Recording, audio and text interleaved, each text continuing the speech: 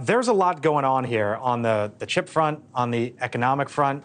What are your big takeaways when you think about the relationship? Well, the whole U.S. bondholders being owed $1 trillion, and why we're not doing anything about that, and why prior administrations haven't done anything about that. I presume that if we were to say we're not going to do any more business with you until you make these bondholders whole, then that causes really, really huge issues. It's such a complex economic, like everything intertwined together. How could we even say that, right? Like, there's no way for us to not do business with China. At this point, you know, we're... Or vice versa, for that matter. Exactly. And so we're so inextricably intertwined in our economies.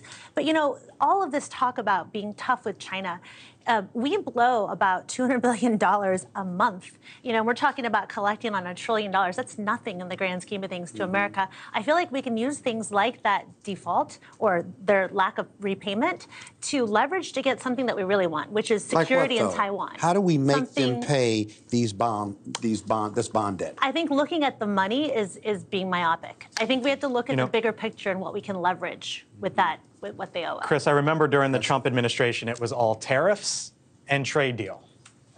We would be in the Oval Office fairly frequently. The President of the United States would be sitting down with Xi Jinping's top rep. This happened often. We're not really talking about tariffs and trade war. We're talking about semiconductors and Taiwan. It seems as if there's still a lot of really big problems. They're just different really big problems.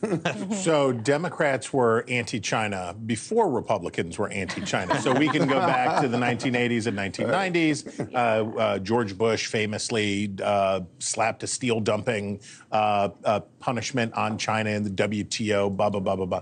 This has been a long escalating thing.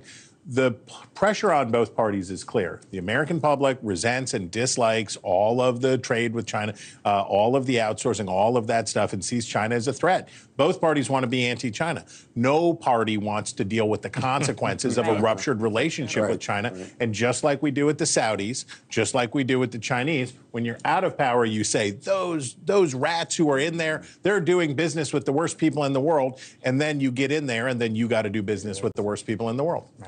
Thanks for watching. Go to newsnationnow.com to find NewsNation on your television provider.